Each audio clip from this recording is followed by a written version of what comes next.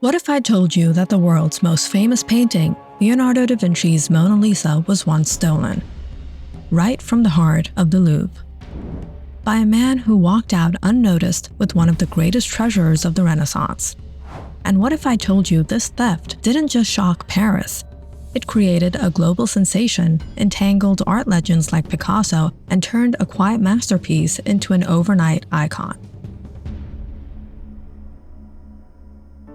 It was the early hours of August 21st, 1911. Paris was hungover from a long Sunday night. The streets were sleepy, the Louvre closed. But inside, a former museum handyman, Vincenzo Peruggia, and his accomplices weren't resting. They had spent the night hiding in a small art supply closet. When morning came, Peruggia, dressed in a white apron, the uniform of Louvre's employees, emerged quietly. He removed the Mona Lisa from its frame, stripped of protective glass, and covered the fragile painting with a blanket. In total, he carried away nearly 200 pounds of canvas, wood, and glass. A quiet shuffle, a hidden trunk, and a train ride later, the painting vanished into the Parisian streets. For more than a day, the Louvre didn't even notice it was gone.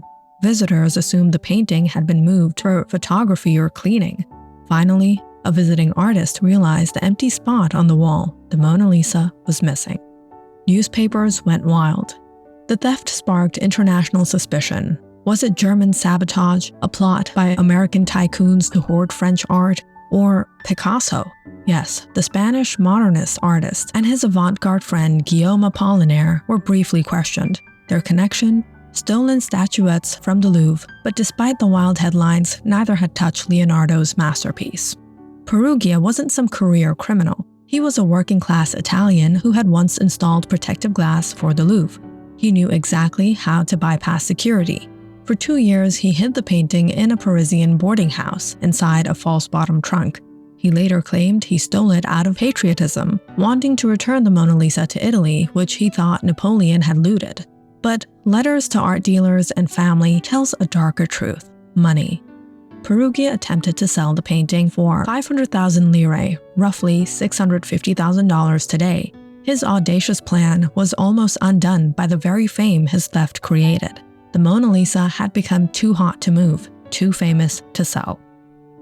In December 1913, Peruggia tried selling the painting to a Florentine dealer. The dealer, suspicious, involved a museum director, and the Mona Lisa's authenticity was confirmed. Authorities arrested Peruggia shortly after. Sentenced to a mere 8 months, he served a fraction before World War I eclipsed the story.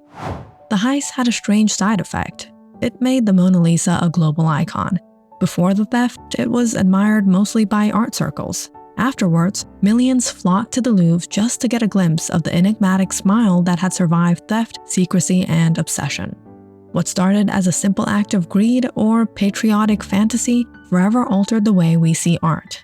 One man's daring crime transformed a painting into a legend, proving that sometimes the history of an object is darker and stranger than any fiction.